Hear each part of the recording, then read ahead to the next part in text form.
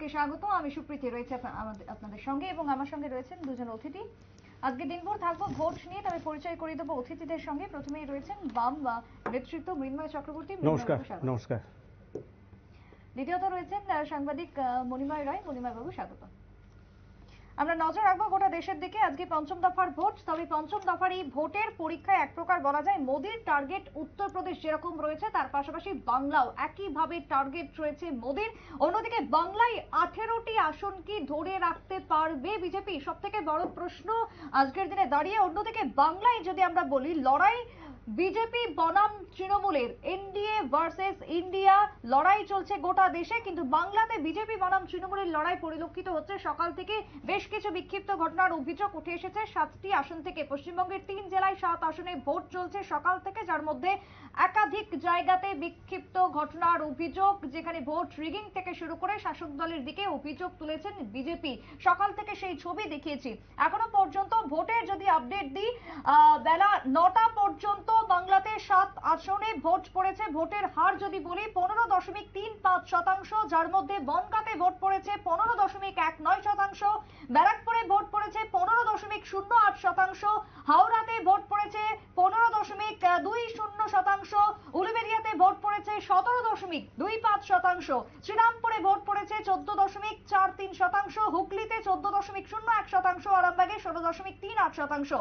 সব মিলিয়ে ওভারঅল বাংলায় ভোটের হার 9টা পর্যন্ত 15.35%। আমি সরাসরি চলে যাব আলোচনাতে। এই মুহূর্তে সাংবাদিক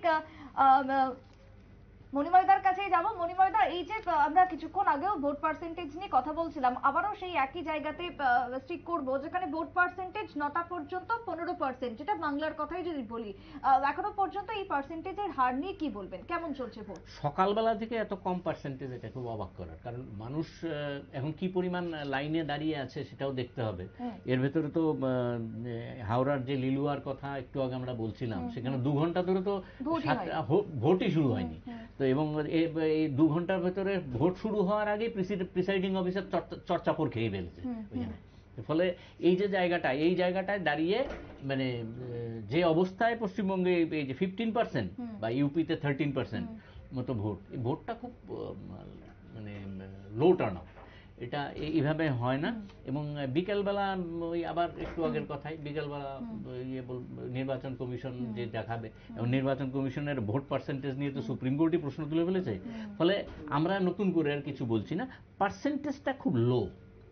এবং আশ্চর্যজনক, কেন্দ্রীয় মন্ত্রী বনগাঁতে দাঁড়িয়ে শান্তনু ঠাকুর যে কথা বলছেন, এই যে 15% ওয়েস্ট বেঙ্গলের ভোটের ভেতরে কতটুকু জল আমি জানি না। অর্থাৎ ছাপ্পা টাপ্পা কি আছে টাছে এগুলো তো জানি। এখন নতুন মানে বেশ সংস্কৃতিটা তো খুব টাইট, এখন ছাপ্পা সংস্কৃতি। তো ফলে এখন এইটার ভেতরে কতটা কি আছে বলছি না। তবে একজন কেন্দ্রীয় মন্ত্রী যখন অভিযোগ করে বলছেন যে নির্বাচন কমিশন মানে নিষ্পৃহ, সেখানে আমাদের আর নতুন করে কি বলার আছে?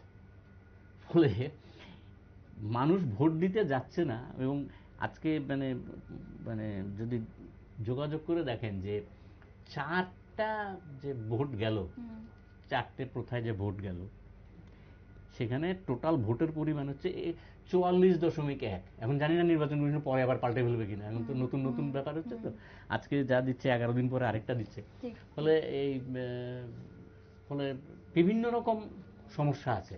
শেষ পর্যন্ত গিয়ে কি দাঁড়ায় এটা দেখতে হবে। তবে ভোটের পার্সেন্টেজটা এই মুহূর্তে লো। কারণ জেনারেলি হয় কি, এখন তো প্রায় 11:15 বাজলো, সকালবেলা থেকেই মানুষ ভোট দিতে চলে যায়। এবং আপনি যে অঞ্চলের মানুষ, সেখানে তো সকালবেলা দেওয়াই ভালো। যত বেলা বাড়বে প্রচন্ড গরম বাড়তে শুরু করে ওই সমস্ত জায়গা। এটাই কিন্তু দেখি যে সকালবেলাতে একটা ভোট হয়, বিকেলবেলাতে কিছুটা হলো হালকা। হ্যাঁ, কিন্তু এখানে আশ্চর্য, এই যে 13% বা 15% ভোটার যাচ্ছে, এবং আশ্চর্যজনক ব্যাপার, ভোটাররা কেন এত নিষ্ক্রিয় থাকছে? দেশের প্রধানমন্ত্রী আবেদন করছেন। ভয় কাজ করছে? হ্যাঁ, ভয় কি তাহলে কাজ করছে? ভয় নাকি লজ্জা নাকি ক্ষোভ, সেটাই তো বোঝা যাচ্ছে না। আর পশ্চিমবঙ্গের ভোট যদি চিন্তা ভাবনা করেন, সারা ভারতবর্ষের কথা ভাবলেই তো অবাক লাগছে যে শতকরা প্রায় 56% মানুষ ভোট দিল না এই 4টে ফেজে। এটা কি কি কি ধরনের ডেমোক্রেসি রক্ষা হবে আমি জানি না। দেশের প্রধানমন্ত্রী আবেদন করছেন সাধারণ মানুষকে ভোট দেওয়ার জন্য, তারপরে ওই বড় বড় চিত্র অভিনেতা দিয়ে কোটি কোটি টাকার বিনিময়ে অ্যাডভার্টাইজমেন্ট করাচ্ছে নির্বাচন কমিশন ভোট দেওয়ার জন্য। কি হলো, কি ব্যাপারটা হবে? এবং এবং এবং এই যে আজকে সারাদিন এতক্ষণ পর্যন্ত যা আমরা আলোচনা করলাম পশ্চিমবঙ্গ সব বিভিন্ন জায়গায়, ভারতবর্ষের অন্যান্য জায়গায় কিন্তু সেই সমস্ত সমস্যাটা নেই। চিন্তা করে দেখুন যে এই যে লখনৌ বা উত্তরপ্রদেশে যে ভোট টোট হচ্ছে, আজকে তো লখনৌতে প্রতিরক্ষা মন্ত্রীর আসন আজকে বিয়ে করবে, ওখানেও ভোট হচ্ছে। একটু আগে আমরা রায়বেরেলিয়ার আমেথি নিয়ে কথা বলেছি, তো এটা নিয়ে লখনৌতে ক্ষমতাসীন বিজেপি দলের একটা মানে শক্ত সমর্থ জায়গা এই মুহূর্তে। এবং আপনারা যদি 52 সাল থেকে যদি ধরি, কংগ্রেসের প্রাধান্য ছিল, এই প্রাধান্য আস্তে আস্তে আস্তে আস্তে আস্তে আস্তে গিয়ে সেই 89 থেকে যদি আমরা দেখি, মাঝে একবার বোধহয় 62-তে মিস্টার টেন্ডন জিতেছিল, তো এরকম একটা খবর আছে। তা এছাড়া নির্দল প্রার্থীও আনন্দনা রায় মোল্লা বলে একজন জিতেছিলেন, নির্দলও জিতেছেন থেকে। পরবর্তী সময়ে এই 90-এর মানে শিলাকলের পর থেকে, শিলাকলও 82-84-তে জিতেছিলেন, এরপর থেকে যদি আপনি দেখেন এই যে এই অটল বিহারী বাজপেয়ী যখন থেকে দাঁড়াচ্ছেন, তারপরে এটা বিজেপির একটা গড় এই লখনৌ জায়গাটা। তারপরেও এবারের যে ভোটটা হচ্ছে 1:1, তো এই ভোটটার দিকে সবাই, যেমন এই যে সমাজবাদী পার্টির যিনি প্রার্থী, সম্ভবত রবিদাস মেহরত্রা বলে একজন যথেষ্ট বলিষ্ঠ প্রার্থী, রাজনাথ সিং তো বটেই, ফলে সেদিকেও মানুষের নজর থাকবে। কিন্তু ভোট পার্সেন্টেজ যদি 13 হয় প্রথম 2 ঘন্টাতে, কতক্ষণ আপনি কতটুকু টেনে নিয়ে যাবেন? সে খুব বেশি টেনে টুনে নিয়ে গিয়ে 53-54% নেবেন নানা রকম পদ্ধতি ব্যবহার করে। এই যে গিয়ে দাঁড়ায়, এই যে ভোট পার্সেন্টেজটা যে নিল না, এই যে মানুষ যে নিতে পারছেন, সেটা কিন্তু ভাবতে হবে, সাধারণভাবে ভাবতে হবে কি আমাদের এই যে মানে ভোটের যে প্রক্রিয়া, এই প্রক্রিয়াটাতেই কি ত্রুটি, নাকি সাধারণ মানুষের কাছে আমরা মানে ভোটের যে গুরুত্বটা বোঝাতে পারছি না? এগুলি নিয়ে একটু আলোচনা সারা বছরই করতে হবে। আর নির্বাচন কমিশনের তো নিজস্ব কিছু দায় থাকে। একটু আগে তো আমাদের ফুটেজে আমরা দেখলাম যে নির্বাচন যে জায়গাটায় ভোট হবে সেই জায়গাটাতে সাংঘাতিক নিরাপত্তা, আর ভোটাররা যেদিক দিয়ে যাবেন সেটা খোলামেলা, কিছুই নেই, পিটিয়ে বার করে দিচ্ছে। একটু আগে দেখলেন তো বিজেপি কর্মী একজন পিটিয়ে বার করে দিয়েছে, কোথায় নিয়ে গিয়েছে, তার কখানা স্টিচ ফিস লেগেছে, এসব দেখাচ্ছে। যার ফলে এই জায়গাগুলিতে ভাবতে হবে। সাধারণভাবে যে প্রশ্নটা করেছিলেন সেটা দিয়েই শেষ করছি, যে এই মুহূর্তে ভোটিং যা হওয়ার দরকার ছিল, অন্তত আমার ধারণা 8-9% ভোট কম হয়েছে এই মুহূর্তে সকালবেলাটা। এরপরে কিন্তু সাধারণভাবে যারা দাঁড়িয়ে পড়েছে হয়তো মানে রিগড হবেন, মানে অত্যাচারিত হবেন এই রোদের যন্ত্রণাতে, কিন্তু তারপরে আস্তে আস্তে ভোট বাড়ার কথা না। কিন্তু এখন দেখা যাচ্ছে ঠিক উল্টো যদি হয়ে যায়, তাহলে ধরে নিতে হবে এটা উল্টো হয়েছে। এই 15% পশ্চিমবঙ্গে, উত্তরপ্রদেশের 13% ভোটটা, এটা আমার কাছে মনে হচ্ছে খুবই কম। এটা নিয়ে নতুন করে ভাবনা চিন্তার বিষয় রয়েছে। একেবারেই।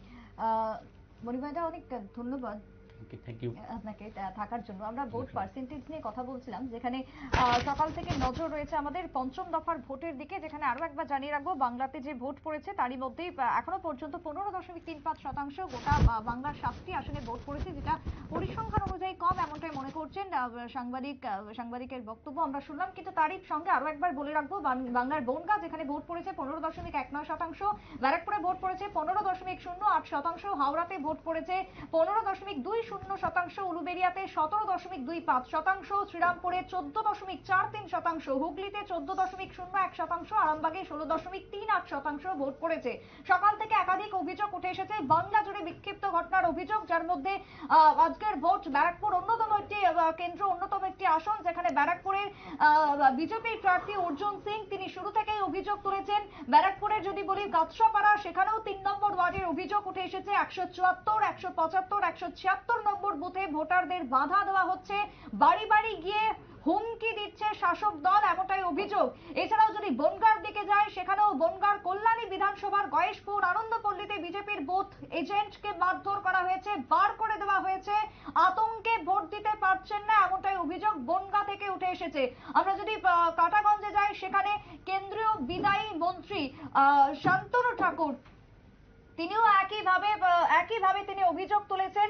নির্বাচন কমিশনে অভিযোগ জানানো হয়েছে, কিন্তু নিষ্ক্রিয় ভূমিকার অভিযোগ উঠে এসেছে বাংলা থেকে। সকাল থেকে নজর রয়েছে। তারই মধ্যে যদি প্রধানমন্ত্রী টুইটের কথা বলি, তিনিও একইভাবে সকলকে ভোট দানের জন্য আহ্বান জানিয়েছে। তরুণ এবং তার সঙ্গে মহিলা ভোটারদের আবেদন জানিয়েছেন বিপুল সংখ্যক বা রেকর্ড মাত্রায় ভোট দানের ক্ষেত্রে। তবে তারই সঙ্গে বাংলার কথাই যদি বলি, সকাল থেকে উঠে এসেছে বিক্ষিপ্ত অভিযোগ। একের পর এক অভিযোগ আমরা পেয়েছি বাংলার একাধিক জায়গা থেকে। হুগলি থেকে শুরু করে, হাওড়া থেকে শুরু করে, ব্যারাকপুর থেকে শুরু করে প্রত্যেকটা জায়গারই প্রায় একই ছবি ধরা পড়েছে এই মুহূর্তে দাঁড়িয়ে, যেদিকে আমাদের নজর রয়েছে।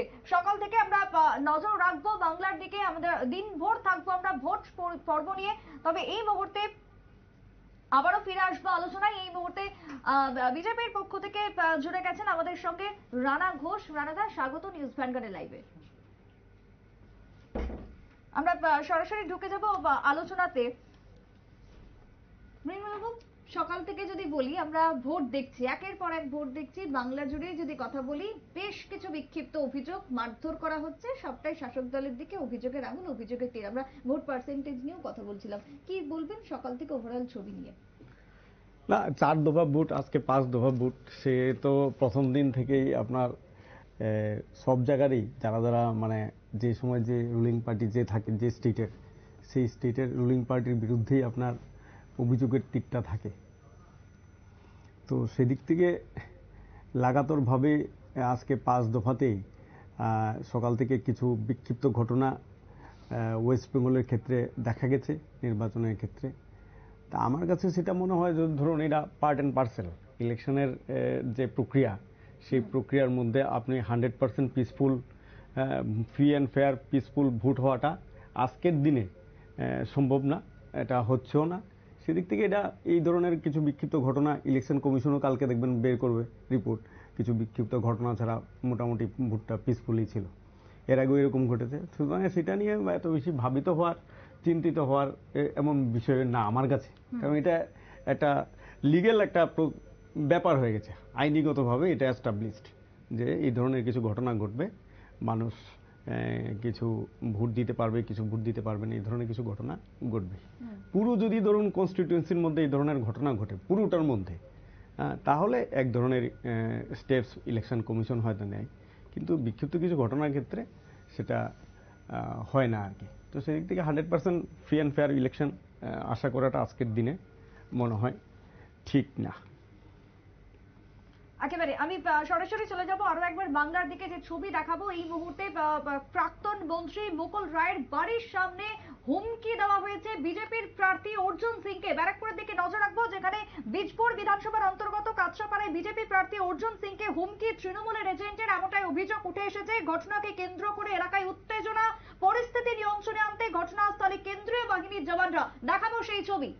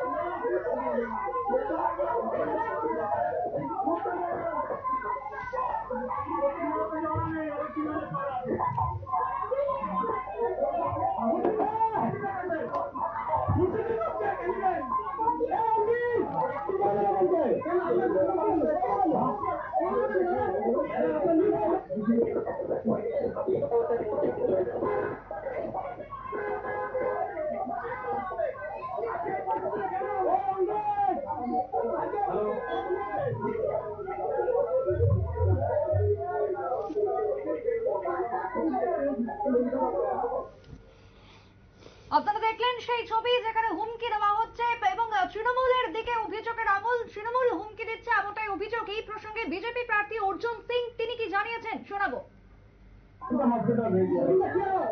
একজন মহিলাকে মেরে মাথা ফাটিয়ে নিয়ে হসপিটালে নিয়ে যেতে হয়েছে। মনে বলেছে এক নম্বর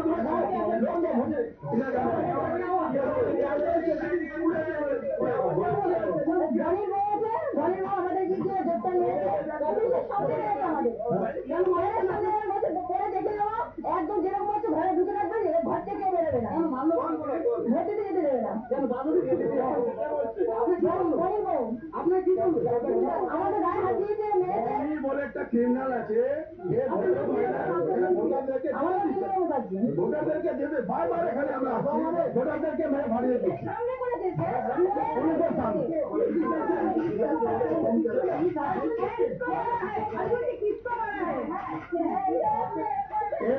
ये महिला वोटर है, इनको जाने यहाँ से खड़ा होके घूम घूम के मोटरसाइकिल लेके वोटर रोक रहा है और मार रहा है। एक बोनी पुलिस কোনো কাজ করছে না। शिवाजी को बोला गया, बोनी बोल के क्रिमिनल है, वो यहाँ वोटरों को निकलने नहीं दे रहा है, मार रहा है। वो महिला को जो मारा है उसके बाद आएंगे तो हमको विरोध कर रहा है।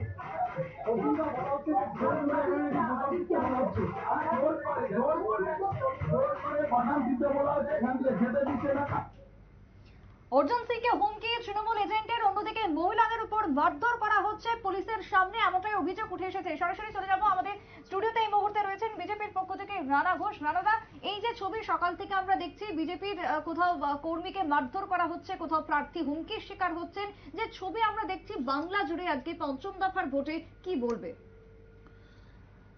নমস্কার, নিউজ ভ্যানগার্ডের পর্দায় যারা আজকে আমাকে রাজ্যে বহিরাজ্যে শুনতে পাচ্ছেন, সকলকে অনেক শুভেচ্ছা তাদের আজকের ৪৯টা কেন্দ্রে, লোকসভা কেন্দ্রে যারা গণদেবতারা তাদের মতদান করছেন তাদেরকেও জানাই অনেক শুভেচ্ছা।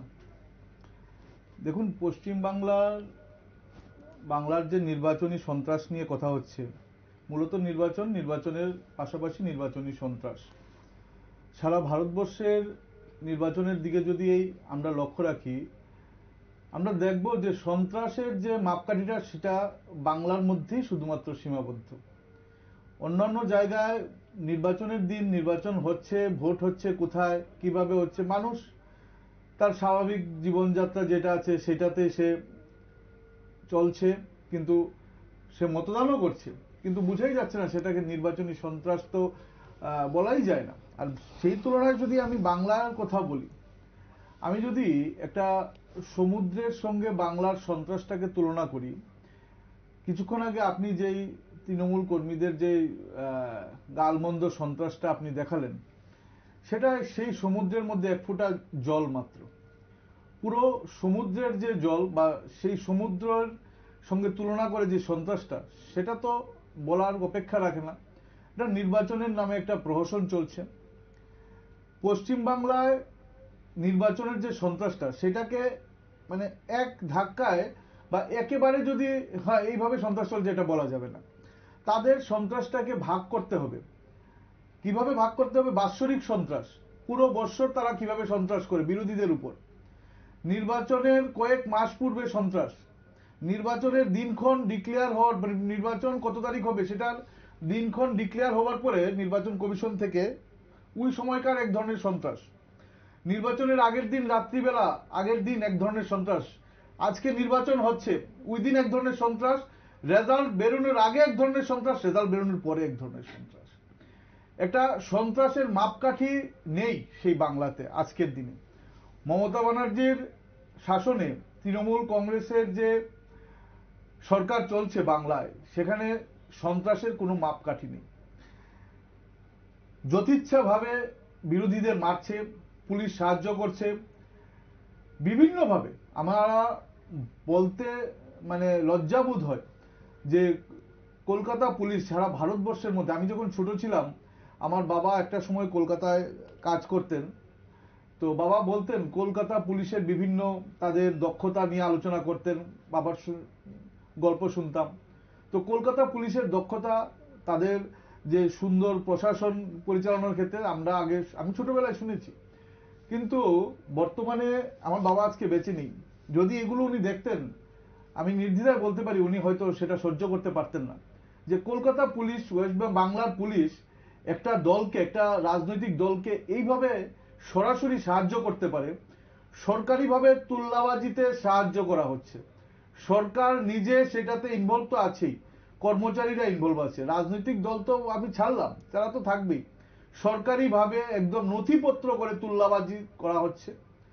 সন্ত্রাসের মাপকাঠি যেটা আমি বললাম, যে আজকের দিনের কথাটা যদি বলি, আমি পরের কথা বলছি আস্তে আস্তে।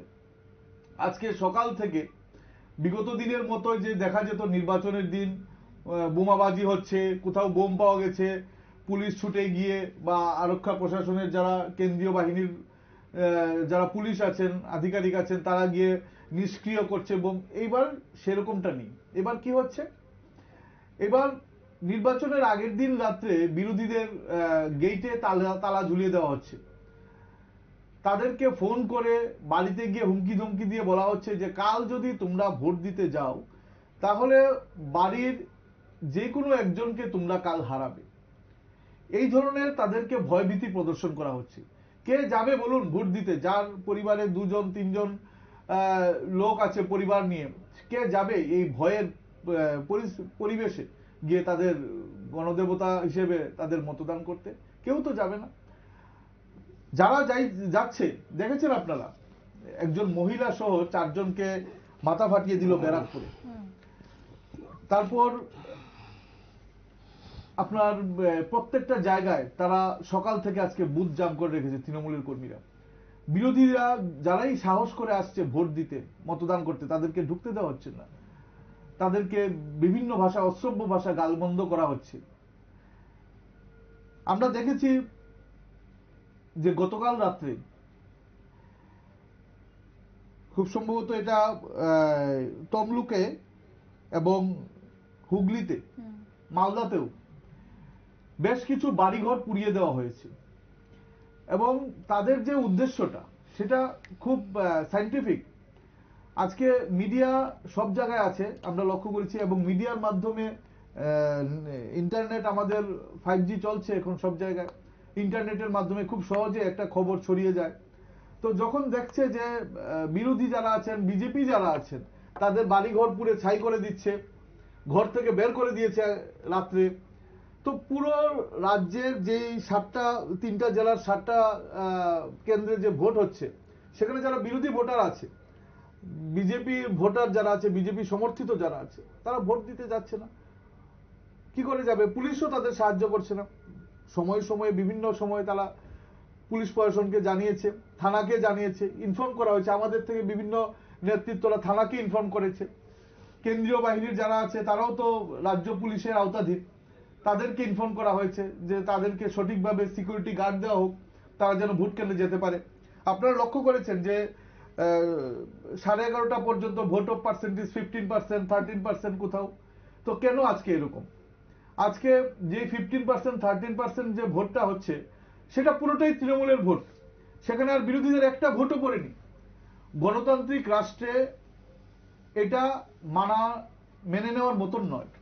আজকে যে 13%-এর যে 13% পুরোটাই তৃণমূলের ভোট। 15% যদি হয়, 20% যদি হয়, পুরোটাই তৃণমূলের ভোট। বিরোধীদের 1-2টো ভোটও পড়তে দিচ্ছে না। তাহলে এটা ভারতবর্ষের গণতন্ত্রে বাংলা আজকে যেই নজির সৃষ্টি করছে, ভারতবর্ষের শুরু থেকে আজ পর্যন্ত মমতা ব্যানার্জির সরকার, তৃণমূল সরকার যেই নজির সৃষ্টি করছে, সেটা ইতিহাস হয়ে থাকবে ভারতবর্ষের মধ্যে। আমাদের পরবর্তী জেনারেশন যখন এগুলোর গল্প শুনবে, বিভিন্ন কিছু নিয়ে আলোচনা করব, আমাদের যারা বিরোধীরা আছে, কর্মী সমর্থক, বা ভারতবর্ষের সাধারণ মানুষই বলুন না কেন, তারা যখন এগুলো আলোচনা করবে নেক্সট জেনারেশনের কাছে, তারা বুঝবে যে আমরা বলতাম যে মুঘল সাম্রাজ্য আমলে ভারতবর্ষে এই ধরনের সন্ত্রাস হয়েছিল, মোহাম্মদ ঘুরি 200 বার আক্রমণ করেছিল। আর এই ইতিহাসটাও থাকবে ভারতবর্ষে যে বাংলাতে তৃণমূলের সময় কি ধরনের সন্ত্রাস হয়েছিল, কত মানুষ মারা গিয়েছিল, কি পরিমাণ মানুষের লাশ তৃণমূল কংগ্রেসের সরকারে মানুষ খুন হতে হয়েছিল, বিরোধীরা কিভাবে জব্দ করতে হয় সেটা দেখিয়ে দিয়েছে তারা। তো এই যে সন্ত্রাসের যে বিভিন্ন মাপকাঠি, সেটা আর বলার অপেক্ষা রাখে না যে বাংলায় ভোট হচ্ছে না, একটা প্রহসন হচ্ছে, একটা নির্বাচনী সন্ত্রাস, যেটা আমার দাদা বললেন কিছুক্ষণ আগে, যে হ্যাঁ আজকের দিনে এই যে নির্বাচনী সন্ত্রাসটা এটা একটা লিগ্যাল সিস্টেমে হয়ে গেছে। হ্যাঁ, লিগ্যাল সিস্টেমটা হয়তো হয়ে গেছে, সেটা কখন অবধি কিছু একটা জায়গায়। একেবারে আমি রানাদা একটু থামাবো। এই মুহূর্তে টেলিফোন লাইনে জুড়ে গেছেন সাংবাদিক অঞ্জন শুকুল বাংলা থেকে রয়েছেন। অঞ্জন দা, সকাল থেকে পঞ্চম দফার ভোটের দিকে নজর রাখছি আমরা, এখনো পর্যন্ত তুমি রয়েছো সেই জায়গায়, কি দেখছো ছবিটা বাংলা থেকে, কি বলবে? দেখো, সকালবেলা থেকে ভোট শুরু হওয়ার পর থেকে বিভিন্ন জায়গায় চলছে সন্ত্রাস। বিশেষ কোনো জায়গায় বুথের যারা এজেন্ট রয়েছে, অর্থাৎ বিরোধীরা, অর্থাৎ বিজেপির এজেন্ট রয়েছে, তাদেরকে কখনো মারধর করে বের করে দেওয়া হচ্ছে, কখনো বা গ্রামের থেকে যারা ভোটাররা ভোট দিতে আসছেন তাদেরকে বাধা দেওয়া হচ্ছে। সম্পূর্ণ সবটাই কিন্তু শাসক দলের বিরুদ্ধে কিন্তু অভিযোগ উঠছে। কোনো জায়গাতেই কিন্তু সুষ্ঠুভাবে নির্বাচন হচ্ছে না। যতই নির্বাচন কমিশন, অর্থাৎ জাতীয় নির্বাচন কমিশন সেনাবাহিনীর ব্যবস্থা করুক না কেন, কিন্তু বাস্তবে কিন্তু ছবি দেখছে কিন্তু অন্যরকম। কারণ সেনাবাহিনী হয়তো বুথের ভিতরে রয়েছে, কিন্তু বাইরে যে সমস্ত জায়গায় সেনাবাহিনী থাকার কথা সেখানে কিন্তু পুলিশ প্রশাসন কিন্তু তাদেরকে চালিত করছে, যার জন্য কিন্তু সব জায়গাতেই বিক্ষিপ্তভাবে গন্ডগোল চলছে। পঞ্চম দফা নির্বাচনেও কিন্তু বলা যেতে পারে গন্ডগোল বা মারধর এগুলো কিন্তু আটকানো যাচ্ছে না। এখনো পর্যন্ত ব্যারাকপুরে আমরা বেশ কিছু ক্ষেত্রে অভিযোগ দেখেছি অর্জুন সিং এর, অন্যদিকে হুগলিতেও ঠিক একই রকমের অভিযোগ। ব্যারাকপুর নিয়ে যদি বলি, কি ছবি ব্যারাকপুর থেকে উঠে আসছে এই মুহূর্তে? ব্যারাকপুরে সকাল থেকে প্রথম দিকে শুরু হয়েছিল, তারপরে বিভিন্ন জায়গায় একের পর এক সংঘর্ষ চলছে, গন্ডগোল চলছে। কোন জায়গায় বুথে কর্মীদেরকে জোর করে বের করে দেওয়া হচ্ছে, কোন জায়গায় আবার যে সমস্ত ভোটাররা ভোট দিতে যাচ্ছেন তাদের বাধা দিচ্ছে। পাশাপাশি সবচাইতে গুরুত্বপূর্ণ আরেকটা জায়গা রয়েছে, যেটা বনগাঁ লোকসভা। বনগাঁ লোকসভা কেন্দ্রের গয়েশপুরে দেবী ভবনের এক বুথের এজেন্টকে ব্যাপকভাবে মারধর করা হচ্ছে, বের করে দেওয়া হচ্ছে বুথ থেকে। কিন্তু যেখানে বুথ রয়েছে, বুথের মধ্যে একজন বিরোধীদের এজেন্টকে বের করে দেওয়া হচ্ছে, তাহলে সেনাবাহিনী থেকে লাভটা কি হচ্ছে? এই কিন্তু প্রশ্ন কিন্তু বিরোধীরা শুনছে না, তুলছে কি বিজেপি দলের নেতা কর্মীরা তুলছে। যদি এইরকম ভাবে একের পর এক গন্ডগোল হয়, তাহলে এই যে হাজার হাজার কোম্পানি সেনাবাহিনী নিয়েছে, কি লাভ হচ্ছে নির্বাচন কমিশনে? প্রশ্ন কিন্তু তারা দিচ্ছে সব জায়গাতেই। একেবারে অঞ্জনদার, সকাল থেকে এই যে একের পর এক অভিযোগ জমা পড়েছে নির্বাচন কমিশনে, সেই জায়গায় কমিশনের কি এখনো পর্যন্ত কোনো ভূমিকা দেখা গেছে? সেরকম কিন্তু কোন ভূমিকা কিন্তু আমরা এখনো দেখতে পাইনি। বলা যেতে পারে, দেখো সুবীর বিশ্বাস একজন ভোটার ভোট গ্রহণ কেন্দ্রে যেতে বাধা দিচ্ছে, কে দিচ্ছে? এক তৃণমূল। সে যখন বলছে আমি ভোট দেব, কাকে দেব সেটা কিন্তু আমার ব্যাপার, সেখানে কিন্তু প্রচন্ড ভাবে মারধর করে তাকে ফেলে দেওয়া হয়েছে, তাকে হসপিটালে নিয়ে যাওয়া হয়েছে। এই সমস্ত ঘটনা নির্বাচন কমিশনে ভুরি ভুরি অভিযোগ করা হচ্ছে। অভিযোগ করার পরেও কিন্তু নির্বাচন কমিশন আশ্বাস দিয়েছে ব্যবস্থা নেওয়ার, কিন্তু এখনো পর্যন্ত সে অর্থে কোন রকম ব্যবস্থা নিয়েছে বলে আমরা দেখতে পাচ্ছি না। অঞ্জনদা, বেলা 9টা পর্যন্ত যদি বলি, ভোট পার্সেন্টেজের হার অনেকটাই কম রয়েছে বাংলা জুড়ে, সেই জায়গাতে কি এই অশান্তি অন্যতম কারণ হচ্ছে ভোট না দেওয়ার জন্য? অবশ্যই এই মানুষের মধ্যে যে ভীতি সংস্রব হচ্ছে, এই জন্যই হচ্ছে যে মানুষ দেখছে আমরা ভোট দিতে যাব, নিজেদের জীবনটা রক্ষা করতে পারবো কিনা। আবার কোন জায়গায় সারা রাত ধরে শাসানো হয়েছে, যদি ভোট দিতে যাও তাহলে কিন্তু ভোটের পরবর্তীকালে ফল কিন্তু ভালো হবে না। এই অভিযোগগুলো কিন্তু আসছে, আর এই জন্যই কিন্তু সাধারণ যারা মানুষ, যারা নিরীহ মানুষ, তারা কিন্তু ভোটমুখী হচ্ছে না, তারা কিন্তু বিভিন্ন কাজে চলে যাচ্ছে। আরেকটা ফ্যাক্টর, বাইরে যারা গিয়েছে পরিযায়ী শ্রমিক, তারা কিন্তু বেশিরভাগ কিন্তু আসেনি এবার, কারণ তারা জানে ভোট দিয়ে তাদের কোনো লাভ হবে না, ভোট দিতে গেলেই শাসক দল তাদের জোর করে ভোট করাবে। এই অজুহাতেই কিন্তু তারাও কিন্তু ভোট দিতে আসছে না। এই জন্যই কিন্তু সকাল থেকে ভোটের হারটা অনেকটাই কম রয়েছে। অঞ্জনদা, প্রত্যেকটা রাজনৈতিক দলের এজেন্টরা, পোলিং এজেন্টরা কি থাকতে পারছেন প্রত্যেকটা বুথ কেন্দ্রগুলিতে?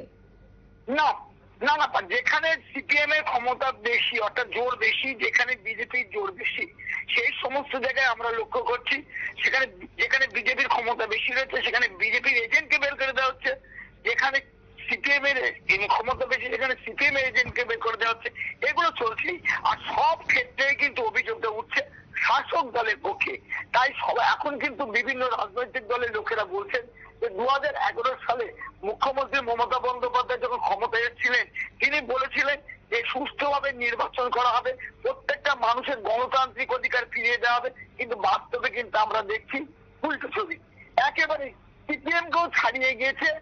বর্তমান 2024 লোকসভা নির্বাচন তৃণমূলের দুষ্কৃতীদের তাণ্ডব। অঞ্জনদার, সকাল থেকে শাসক দলের দিকে একের পর এক অভিযোগ, এখনো পর্যন্ত শাসক দলের কাউকে কি কোনো মুখ খুলতে দেখা গেছে? তার শাসক দলের লোকেরা কিন্তু কেউ মুখ খুলতে চাচ্ছে না, কারণ তারা জানে মুখ খুলে কি করবে, এমনি তারা কোনটা হয়ে পড়েছে। আমরা জিজ্ঞেস করেছিলাম আমাদের বনগাঁ লোকসভা কেন্দ্রের বিশ্বজিৎ দাস, তৃণমূলের প্রার্থী, তিনি বলছেন ও একটা ছোটখাটো ঘটনা হতে পারে, ঘটে যেতে পারে, ওটা কোনো ব্যাপার নেই, উনি কিন্তু এটা বলেছেন। পাশাপাশি উনি বলছেন যে শান্তনু ঠাকুর অর্থাৎ বিজেপির যে ক্যান্ডিডেট, তার উপরে মানুষ বীতশ্রদ্ধ এই সমস্ত গুলো করছে। কিন্তু আমরা কিন্তু বাস্তবে দেখছি তা নয়, বাস্তবে দেখছি হচ্ছে তৃণমূলের দুষ্কৃতী বাহিনী যাতে বিজেপির কোন লোক বা বিরোধীরা কেউ যাতে ভোট দিতে যেতে না পারে সেই চক্রান্ত করছে, সেই জন্যই তারা কিন্তু অত্যাচার করছে, মারধর করছে। একেবারে অঞ্জনদা, অনেক ধন্যবাদ, আবারও যোগাযোগ করবো পরবর্তীতে তোমার সঙ্গে, ধন্যবাদ। আমরা কথা বলছিলাম সাংবাদিক অঞ্জন শুকুলের সঙ্গে, আমরা আবারও ফিরে আসবো আলোচনাতে। এই যে ছবি, আমি যাবো এবার মৃন্ময় দার কাছে। মৃন্ময় দা, সকাল থেকে যে ছবি, আমরা সাংবাদিকের সঙ্গে কথাও বললাম, শুনলে পুরো বিষয়টা, পুরো প্রেক্ষাপট এক প্রকার আমরা দেখতে পেলাম বা শুনতে পেলাম, কি মনে হয়, কি বলবে? না, আমি প্রথম বলেছি, এখন বলছি, বা লাগাতার ভাবে বলে যাচ্ছি যে সেটা হচ্ছে, ধরুন কেউ তো ইলেকশনে দাঁড়ায়, ইলেকশনে যাতে কন্ডাক্ট করে, সেটা হচ্ছে ইলেকশন ডিক্লেয়ার করার পরেই ইলেকশনটা চলে যায় কেন্দ্রীয় যে নির্বাচন কমিশন আছে তার কাছে, পুরো ইলেকশনটা পরিচালনা করে তারা। এবার স্বাভাবিক কারণে ধরেন সেন্ট্রাল পুলিশ যে আর্মি থাকে, তাদের মাধ্যমে ডিপ্লয় করা থেকে শুরু করে সব কিছুই আপনার প্রশাসনিক আধিকারিকদের পরিবর্তন করা পর্যন্ত ইলেকশন কমিশন করে, 24 ঘন্টা আগেও এটা করেন। তো সেদিক থেকে বলছি যে, বা তারা যে রিপোর্ট পাঠান, রাজ্য স্তরে যে ইলেকশন কমিশন থাকে তাদের কাছেই কিন্তু তারা রিপোর্টটা পাঠান, বুথ মানে প্রিসাইডিং অফিসার যে রিপোর্ট পাঠান সেটা পাঠান, মানে মাইক্রো অবজারভার পাঠান, সেক্টর অফিসার পাঠান। এই দিয়ে বিভিন্ন ধরনের প্রশাসনিক পদ্ধতি আছে। পদ্ধতি এখন ধরেন আমরা কোনো একটা ইনসিডেন্ট দেখালাম, ইনসিডেন্টের মাধ্যমে যে এই জায়গাতে একটা হামলা হচ্ছে, এই জায়গায় ধমক দেওয়া হচ্ছে, কমপ্লেইন করা হচ্ছে, ইলেকশন কমিশন কোনো ধরনের পদক্ষেপ নিচ্ছে না। এটা কিন্তু আজকে নতুন না, মানে এই প্রথম পঞ্চম দফার এই ভোটের সকালে এটা প্রথম না তো, যে এটা হঠাৎ করে ঘটনাটা ঘটে গেল। এটা তো এই ইলেকশনের চলেই যাচ্ছে, চলছে, এটা কন্টিনিউ প্রসেস। তার জন্য বলছি ইলেকশন কমিশন এই জায়গাতে দায়বদ্ধতা যে জায়গাটা আছে, যে মানুষের ফ্রি অ্যান্ড ফেয়ার ইলেকশন করানোটা, মানুষ যাতে ভোটাধিকার প্রয়োগ করতে পারেন নিশ্চিত করাটা ইলেকশন কমিশনের একটাই মোটো, ইলেকশন কমিশনের যাতে সমস্ত মানুষ ভোট দিতে পারে। তার জন্য দেখবেন ভোটের পার্সেন্টেজ কম, ইলেকশন কমিশন মানুষকে বলছে, ভোটারদের বলছে আপনারা ভোট দিতে আসুন। কিন্তু এই যে একটা ভয়ের পরিবেশ, এটা যে কোনো রাজ্যেই হতে পারে। এখন হয়তো পার্টিকুলার আমরা ওয়েস্ট বেঙ্গল নিয়ে কথা বলি, কখনো ত্রিপুরার প্রশ্ন কথা বলতে পারি, কখনো বিহারের প্রশ্ন বলতে পারি, যে কোনো জায়গাতে এটা হতে পারে। যে রুলিং পার্টি থাকে, সেই পার্টিটা ইলেকশনে জেতার জন্য তার যে দলীয় মেশিনারি আছে, সেই মেশিনারিটাকে সে কাজে লাগাবে, এটা স্বাভাবিক, এটা অস্বাভাবিক কিছু না। কিন্তু তার মেশিনারির উপরে যাতে আপনার মানুষের অধিকারটা লঙ্ঘিত না হয়, মানুষের ভোটাধিকার যাতে বিঘ্নিত না হয়, সেটা নিশ্চিত করার দায়িত্ব হচ্ছে ইলেকশন কমিশন। তার জন্য ইলেকশন কমিশনটাকে তৈরি করা হয়েছে 1952-তে। তার জন্য বলছি যে এই যে কাজটা, এই কাজটা যদি ইলেকশন কমিশন সুচারুরূপে করতে পারতো, তাহলে অপোজিশনের পক্ষে যারা দাঁড়িয়ে আছে তাদের পক্ষে এই ধরনের কমপ্লেন করার সুযোগ থাকতো না। বা যারা ধরুন যে সমস্ত ভোটাররা আক্রান্ত হচ্ছেন, ভোটাধিকার ভোটাধিকার প্রয়োগ করতে পারছেন না, তাদের ক্ষেত্রেও এটা বলাটা সমীচীন হতো না, তারা বলতেও পারতেন না। এই গ্রাউন্ড লেভেলে যে জিরো গ্রাউন্ড লেভেলে যে মানে খেলার যে জায়গাটা, আমি যে জায়গাতে খেলবো ইলেকশনটা, সেই জায়গাটা যদি ফ্রি অ্যান্ড ফেয়ার থাকে, তাহলে সেটা নিশ্চিত করার দায়িত্ব ইলেকশন কমিশনের। আমি তার জন্যই বলেছিলাম যে ইলেকশন কমিশনের সেই জায়গাটা নেই বলেই এই ধরনের ঘটনাগুলিকে আপনি প্রাতিষ্ঠানিক হিসেবেই ধরে নিতে হয়। এই ঘটনাগুলি প্রাতিষ্ঠানিক হয়ে গেছে, এখন এটাকে বলে আর কিছু লাভ হচ্ছে না। এটা হচ্ছে পার্ট অ্যান্ড পার্সেল ইলেকশনের ক্ষেত্রে। অপোজিশন থাকবে, সেই কমপ্লেনটা করবে, রুলিং পার্টি তো যেটা বললো, এরকম ছোটোখাটো ঘটনা এটা ঘটতেই পারে, মানুষের ক্ষোভ বিক্ষোভ আছে ওনার উপর, তার জন্য এই ধরুন এটা সব জায়গাতেই ঘটতে পারে। তার জন্য বলছি এটা হচ্ছে একটা ইনস্টিটিউশনালাইজ প্রসেস, ইলেকশনের part and parcel. Election commission further, এই ইলেকশন কমিশনের মেয়াদ এই দুটো আর ফেজ আছে। সেই ক্ষেত্রে আমরা দেখেছি যেমন ইলেকশন যেটা একটা রিপোর্টে শুনলাম যে ইলেকশন কমিশনের কাছে 4 দফা ইলেকশন হয়ে যাওয়ার পরেও তার যে ডাটাগুলি থাকে, টার্ন আউটগুলি থাকে ভোটের, কোনখানে কোন স্টেটে কোন কনস্টিটিউয়েন্সিতে কতটুকু ভোট টার্ন আউট হয়েছে, ভোট করেছে, সেই ডাটাগুলি ওনাদের কাছে নেই। এটা একজন RTI করে জেনেছেন। দেখুন সেটা নিয়ে মামলাও আছে, মামলা চলছে। তো এটা তো ইলেকশন কমিশনের চূড়ান্ত ব্যর্থতা। তো এটা তো হচ্ছে মূল ব্যর্থতা, যে আমার কাছে ভোটটা পড়লো সেটার হিসাব আমার কাছে নেই। এটা তো ধরুন কিছু ঘটনা, ইলেকশনের দিনের কিছু ঘটনা, কিন্তু ভেতরে পুলিং বুথের মধ্যে, পুলিং স্টেশনের মধ্যে যে ঘটনাটা ঘটছে হিসাবটা দিতে হচ্ছে। প্রত্যেকটা প্রিসাইডিং অফিসার কিন্তু আপনার অনলাইনে এই রিপোর্টটা দিতে হয়, একটা ফর্ম ফিল আপ করে তাদেরকে এটা দিতে হয়, 17C এই ফর্মটা ফিল আপ করে তাদেরকে দিতে হয়। তার জন্য বলছি এটা যদি চূড়ান্ত একটা ব্যর্থতা, কিন্তু সেন্ট্রালাইজড ইলেকশন কমিশন তার কাছে এই ধরনের RTI করে যদি পাওয়া যায়, যদি এটা মামলা হচ্ছে, মামলাতে এরকম শোনা যাচ্ছে যে ইলেকশনটা বাতিলও হয়ে যেতে পারে। তার জন্য বলছি যে ব্যর্থতার জায়গাটা অনেক উপরে ইলেকশন কমিশনের।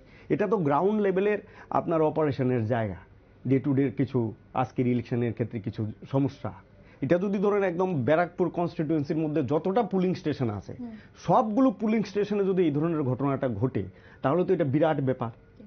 এটা বিরাট ব্যাপার। আপনি হুগলির কথা বললেন, যে জায়গার কথাই বলুন, যে সমস্ত জায়গাতে 7টা লোকসভা কেন্দ্রের মধ্যে যদি আপনার প্রত্যেকটা পুলিং স্টেশনে, প্রত্যেকটা না হোক মেজরিটি জায়গাতে যদি এটা হয়ে যায়, মেজরিটি জায়গাতে যদি এই ধরনের ঘটনা ঘটে যায়, আমরা এটা ত্রিপুরার ক্ষেত্রেও দেখেছি, 2019-এও আমরা দেখেছি যে পশ্চিম ত্রিপুরা কেন্দ্রে আপনার রিপুল দিতে হয়েছিল 166টা কেন্দ্রে, মানে বিভিন্ন ধরনের ম্যাল প্র্যাকটিসের কারণে এটা দিতে হয়েছিল ইলেকশন কমিশনকে। তার জন্য বলছি যে এই ধরনের যদি ম্যাল প্র্যাকটিস থাকে, সন্ত্রাস থাকে, ভোটারদের ভোটাধিকারের হরণের, এটা নিশ্চয়ই ইলেকশন কমিশনের একমাত্র দায়িত্ব।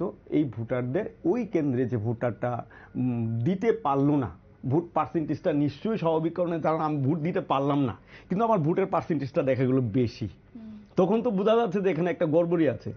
আমি ভোট দিতে পারলাম না, ভোটাররা বলছে আমি ভোট দিতে পারিনি, কিন্তু ভোটের পার্সেন্টেজটা বেড়ে যাচ্ছে, তখন তো বুঝতে হবে যে ভোট কেন্দ্রের ভেতরে কোথাও একটা গন্ডগোল হয়েছে। তো ইলেকশন কমিশন সেইগুলি যদি বিচার বিবেচনা করে, presiding officer, micro observer, sector officer যদি ঠিকভাবে রিপোর্ট দেয়, নিশ্চয়ই রিপুল হবে, রিপুল হওয়ার চান্স বেশি থাকে ওই ভোটাররা ভোট দেওয়ার ক্ষেত্রে।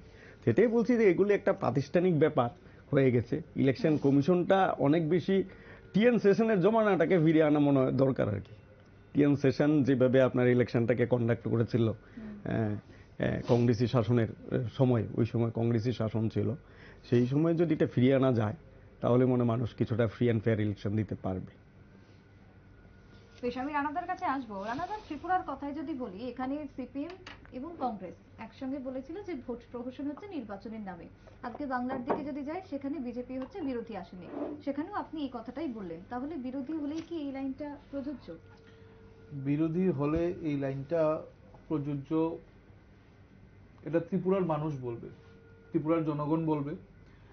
আর 2023-এ এই যে সবেমাত্র বছর খানেক আগে শেষ হলো আমাদের এখানে বিধানসভা নির্বাচন।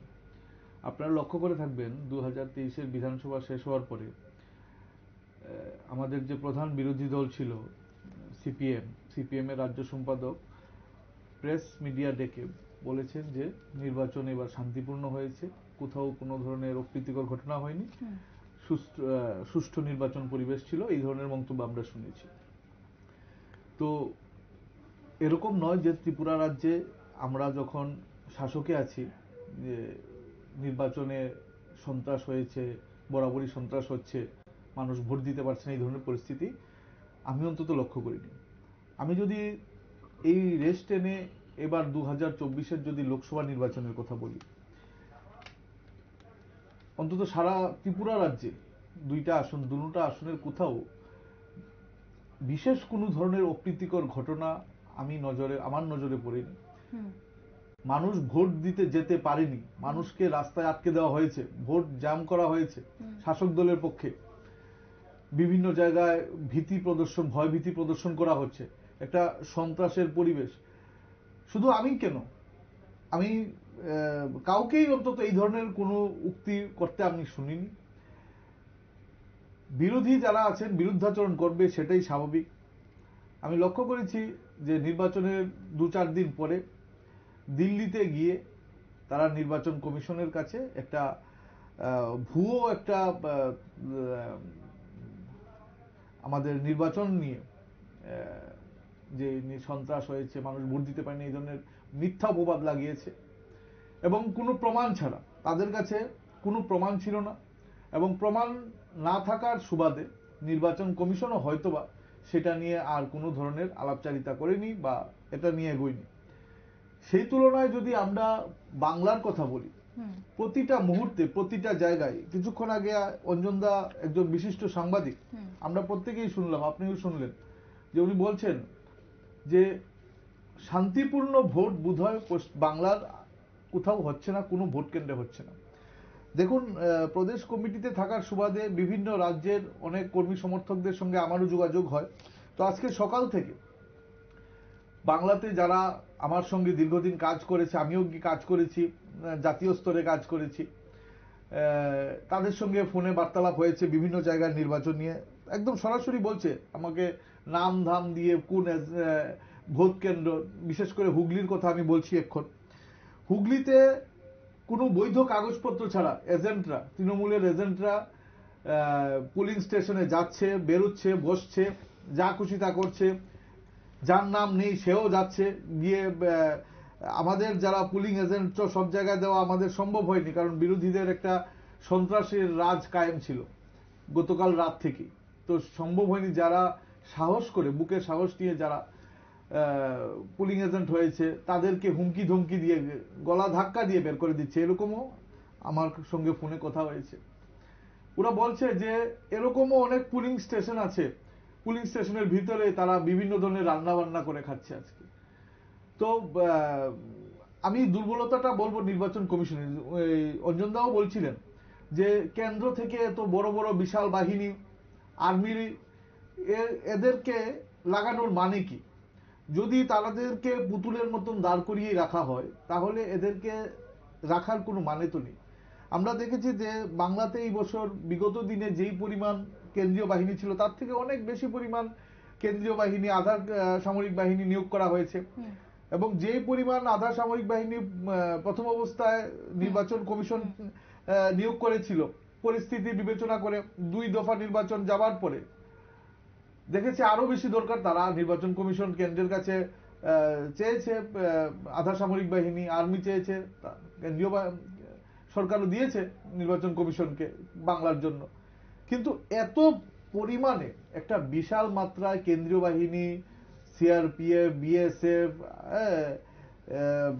বিভিন্ন ধরনের পুলিশ থাকা সত্ত্বেও আজকে বাংলার, বললেন অঞ্জনদা, যে কোনো নির্বাচন ক্ষেত্রে কোনো পুলিং স্টেশনে বৈধভাবে নির্বাচন হচ্ছে না।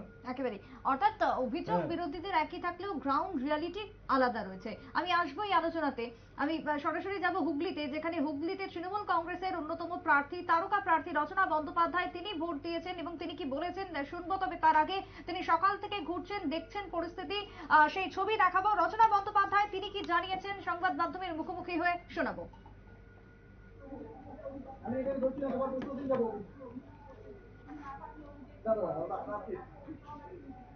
দিদি, ধনেখালিতে 83 নম্বর বুথে লকেট চ্যাটার্জি আপনাদের পোলিং এজেন্টকে ঘাট ধাক্কা দিয়ে বার করে দিল। হ্যাঁ, কি বলবেন? এটা কার সভ্যতা, এটা কার ভদ্রতা, যার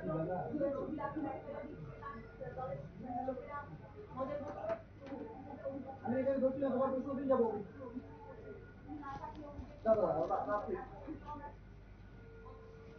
আমরা শুনছিলাম মমতা বন্দ্যোপাধ্যায়ের, দুঃখিত, রচনা বন্দ্যোপাধ্যায়ের বক্তব্য আমরা শুনছিলাম। বাংলাতে ইতিমধ্যেই বিক্ষিপ্ত বেশ কিছু অভিযোগ উঠে এসেছে এবং তারই সঙ্গে যিনি প্রার্থী রচনা বন্দ্যোপাধ্যায়, তিনি তারকা প্রার্থী বাংলাতে হুগলির, এবং তিনি ভোট পর্যবেক্ষণ করছেন সকাল থেকে। তারই সঙ্গে পান্ডুয়ার কথা যদি বলি, শশীভূষণ প্রাথমিক বিদ্যালয়ে ভোট পর্যবেক্ষণ করতে গিয়ে একেবারে ক্ষোভ উগরে দিলেন রচনা বন্দ্যোপাধ্যায়।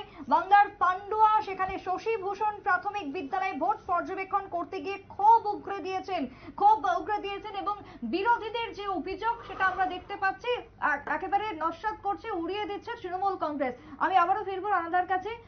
যেমনটা বলছিলেন, এই যে রচনা বন্দ্যোপাধ্যায়ের আমরা বক্তব্য শুনলাম, কি বলবেন এর পরিপ্রেক্ষিতে? দেখুন, এখন আমাদের বিশেষ করে ত্রিপুরা রাজ্যের কোনো মানুষকে আমি অন্তত মনে করি ভুল ব্যাখ্যা দিয়ে, মিথ্যা কথা বলে, মিথ্যা আশ্রয় নিয়ে ত্রিপুরার মানুষকে অন্তত আর বোঝানো যাবে না। 2018 নির্বাচনের পরে এটা প্রমাণ হয়ে গেছে ত্রিপুরা রাজ্যে। রাজ্যের মানুষ যথেষ্ট শিক্ষিত এবং তারা যথেষ্ট বুদ্ধিমত্তা রাখে এবং তারা রাজনীতি নিয়ে তারা চর্চা করে।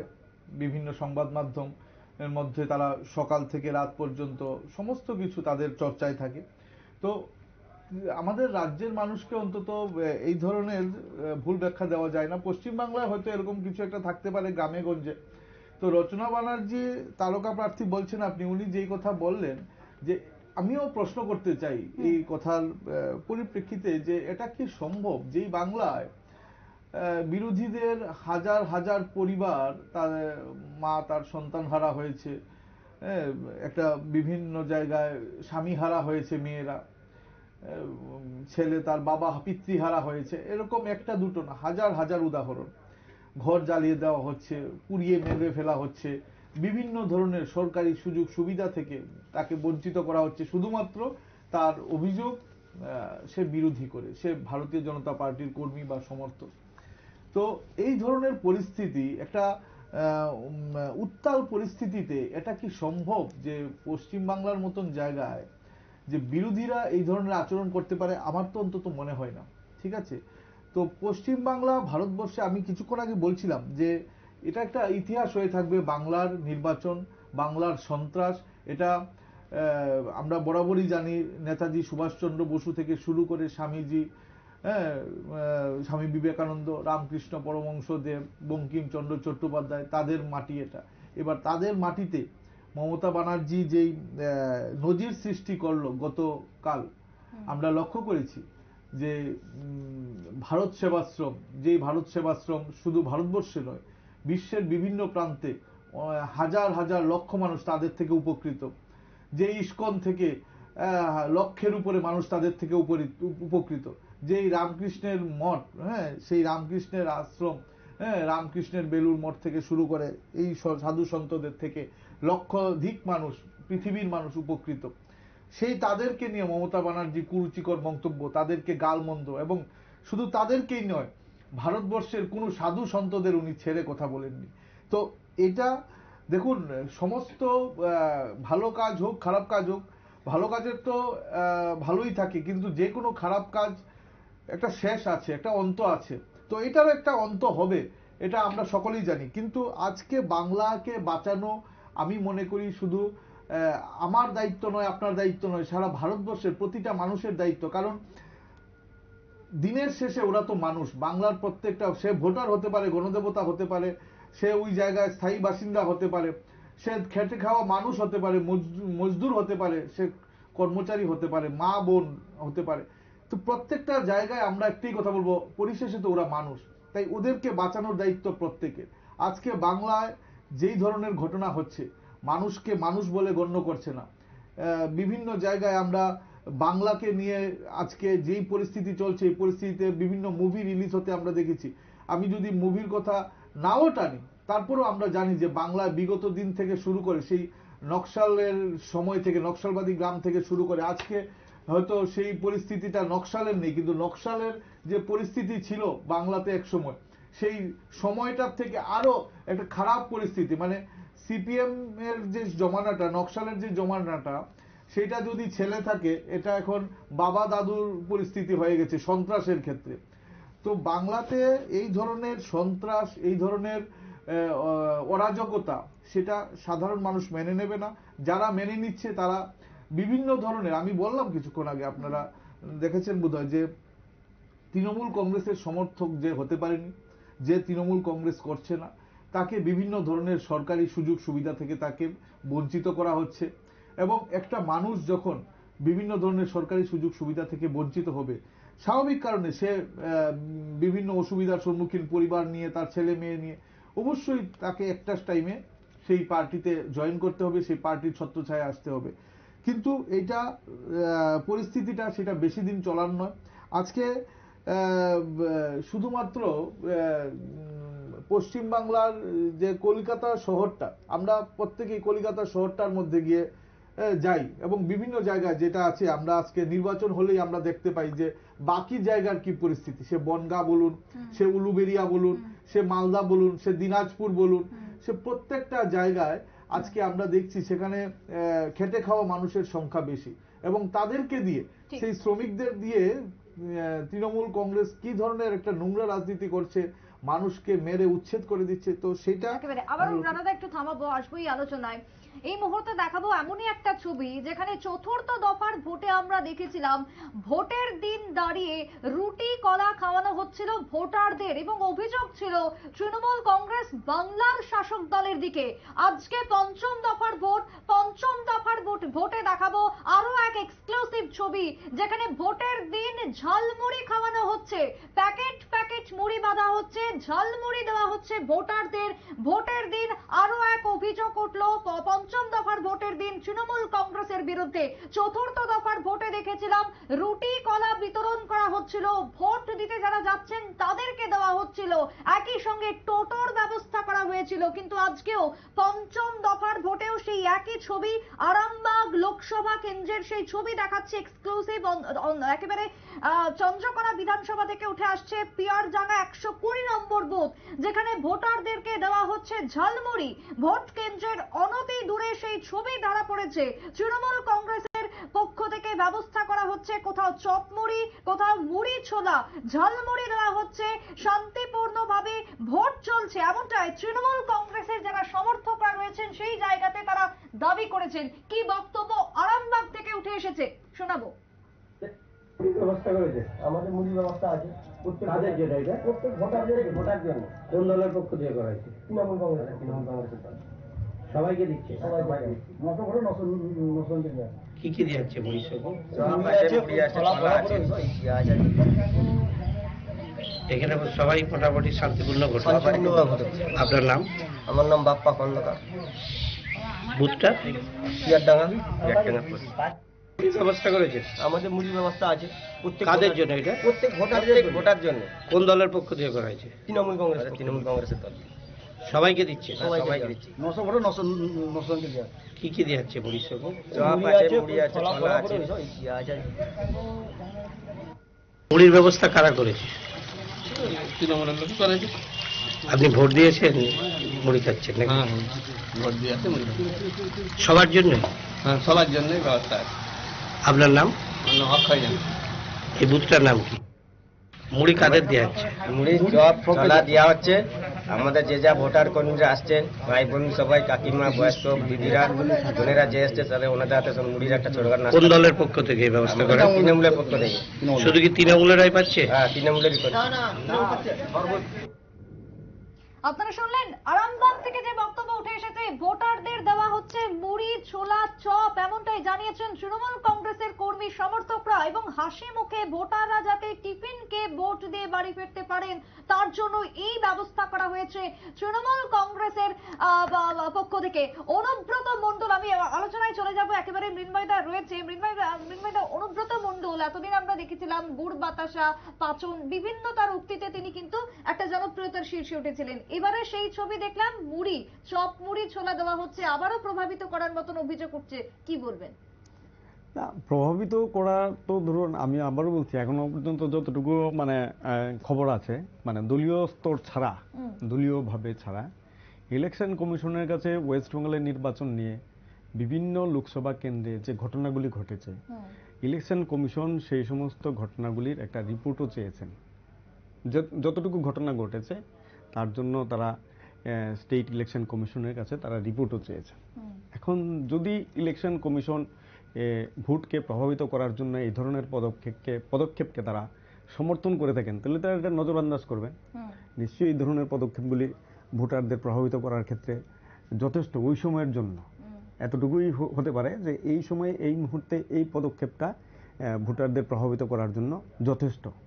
এবার যারা করছেন তারা তো তাদের ভোটারদের প্রভাবিত করার জন্য করছেন এটা বলবেন না, স্বাভাবিক কারণে। এবার ইলেকশন কমিশনের যে প্যারামিটার আছে ভোটারদের প্রভাবিত করার জন্য, সেই ক্ষেত্রে প্যারামিটারে যদি এটা পড়ে থাকে, ইলেকশন কমিশন নিশ্চয়ই সেই ক্ষেত্রে উপযুক্ত মানে পদক্ষেপ নেবেন, আর ইমিডিয়েট এই কাজটা বন্ধ করার জন্য তারা ইনিশিয়েটিভ নেবেন, মানে পদক্ষেপ নেবেন আর কি। তো যদি এটা না ঘটে থাকে তাহলে বুঝতে হবে যে এটা ইলেকশন কমিশনের যে দায়রা আছে ভোটারদের প্রভাবিত করার, সে দায়রার বাইরে এই ঘটনাটা আছে, ঠিক আছে না? সেটাই হচ্ছে ঘটনা আর কি। একেবারে আমি এই একই প্রশ্নেই আসবো রানাদার কাছেও। রানাদা, এই যে আরামবাগের যে ছবি আমরা দেখছি, আজকে চপমুড়ি দেওয়া হচ্ছে, কোনোদিন দেখছি যে কলা পাউরুটি দেওয়া হচ্ছে, কোনোদিন যাতায়াতের জন্য গাড়ি ঘোড়ার ব্যবস্থা করে দেওয়া হচ্ছে, এই যে তৃণমূল কংগ্রেস এই জিনিসগুলো করছে ভোটের দিনে, কি বলবে? দেখুন, তৃণমূল কংগ্রেসের জন্য এটা নতুন কিছু নয়, এবং আমাদের কাছে যে তথ্য প্রমাণ আছে, এটা চপ মুড়ি, মুড়ি চানাচুর, কলা এতটুকুর মধ্যেই সীমাবদ্ধ নয়। তারা বিভিন্ন জায়গায়, আমাদের কাছে তথ্য প্রমাণ আছে, আমরা সময় সময় সেটা পরিষ্কার করব আস্তে আস্তে। তারা বিভিন্ন জায়গাতে নির্বাচনের পূর্বে তারা টাকা পয়সার লেনদেনও করে থাকে, সেটা আমাদের কাছে আছে। এছাড়া এক্ষণের যে বিষয়টা, যেটা আপনি টিভির পর্দায় দেখালেন, যে তারা ঝালমুড়ি দিচ্ছে, কিন্তু পাশাপাশি আরেকটা জিনিস, ঝালমুড়ি কিসের মধ্যে দিচ্ছে আপনি লক্ষ্য করে দেখুন। ছবিটা এখন টিভির পর্দায় চলছে, যে ভোটার স্লিপ, যে নির্বাচনী যে ভোটার স্লিপ, ভোটারদের যে স্লিপ, সরকারি স্লিপও সেটা হতে পারে, ঠিক আছে, ভোটারদের স্লিপের মধ্যে রেখে ঝালমুড়ি বিল দেওয়া হচ্ছে। তো আমি মনে করি সেটাও তো একটা অপরাধ। আজকে ভোট চলছে, পঞ্চম দফার ভোট চলছে। পঞ্চম দফার ভোটের দিন, ভোট চলাকালীন সময়ে ভোটার স্লিপের মধ্যে ঝালমুড়ি ভোটারদের মধ্যে বিলি করা হচ্ছে। তো নির্বাচন কমিশন, আমি দৃষ্টি আকর্ষণ করব আপনাদের চ্যানেলের মাধ্যমে, যে যদি নির্বাচন কমিশন এই বিষয়টার উপরেও দৃষ্টি আরোপ করেন, যে এত বড় একটা অপরাধমূলক বিষয়, আজকে ভোটের দিনে ভোটার স্লিপের মধ্যে কত কিছু হতে পারে, কত ধরনের ক্রাইম হতে পারে। অ্যাকচুয়ালি ক্রাইম তো তৃণমূল কংগ্রেসের পিঠে পিঠ লাগানো একটা শব্দ। হ্যাঁ, তৃণমূল কংগ্রেস আর ক্রাইম তো একে অপরের পরিপূরক। তো যেহেতু একে অপরের পরিপূরক ক্রাইম আর তৃণমূল কংগ্রেস, তো এত বড় একটা ক্রাইম করে যাচ্ছে তারা আজকে ভোটের দিনে। আমি এখনো আপনারা টিভির পর্দায় দেখছেন যে ভোটার স্লিপের মধ্যে তারা নির্দ্বিধায় মুড়ি বিলি করছে প্রত্যেক ভোটারদের মধ্যে, এবং তারা স্পষ্ট ভাষায় বলল যে আমরা তৃণমূল পার্টি থেকে এটা বিলি করছি। 900 ভোটার আছে এখানে, প্রত্যেক ভোটারদের জন্য আমরা এই ব্যবস্থা রেখেছি। তো এটাও নির্বাচন কমিশন আশা করি তাদের নজরে আনবে। আর কতটুকু আনবে এটা আমার না সকলেরই ধারণা আছে যে পশ্চিম বাংলায় নির্বাচন কমিশন এত দুর্বল কেন, কি তাদের সেই দুর্বলতার কারণ। আজকে বিরোধীরা ভোট কেন্দ্রে যেতে পারছে না। আজকে 11:30 এক্ষণের রিপোর্টটা আমার কাছে নেই, যদিও 11:30 পর্যন্ত 15%, 18%, 17% ভোট পড়ছে, এবং দেখা গেছে প্রত্যেকটা ভোট কেন্দ্রের যতটুকুই লাইন আছে, এবং লাইনে তৃণমূল কংগ্রেসের ভোটার ছাড়া আর কোনো ভোটার নেই। সেখানে বিরোধীদের কি বলবো, তারা হয়তো পণ করে নিয়েছে যে বিরোধীদের একটি ভোটও আমরা দিতে দেব না, আমরা সন্ত্রাস যতটুকু করার অতটুকু করব, এর থেকে বেশি করব, বিরোধীদের কোনো ভোট আমরা এইবার অন্তত পড়তে দেব না ভোট বাক্সে। তো এই ধরনের গণতন্ত্র লুণ্ঠন, আমি বলবো এই ধরনের গণতন্ত্র লুণ্ঠন শুধুমাত্র বাংলায় হতে পারে, ভারতবর্ষের আর কোথাও এই ধরনের নজির নেই এবং হবেও না। আমরা গর্ববোধ করতাম এক সময় বাংলাকে নিয়ে, এখনো গর্ববোধ করি, কারণ আমি তো বললাম কিছুক্ষণ আগে যে নেতাজি সুভাষচন্দ্র বসু, স্বামী বিবেকানন্দ, রবীন্দ্রনাথ ঠাকুর, যাদেরকে আমরা মনীষী হিসেবে শ্রদ্ধা করি, এবং যাদের জন্মদিন থেকে শুরু করে বিভিন্ন তাদের সামাজিক কর্মকাণ্ড, এবং তাদেরকে মৃত্যুর দিন পর্যন্ত আমাদের সরকারিভাবেও বিভিন্ন জায়গায় আমরা শ্রদ্ধাঞ্জলি জানাই।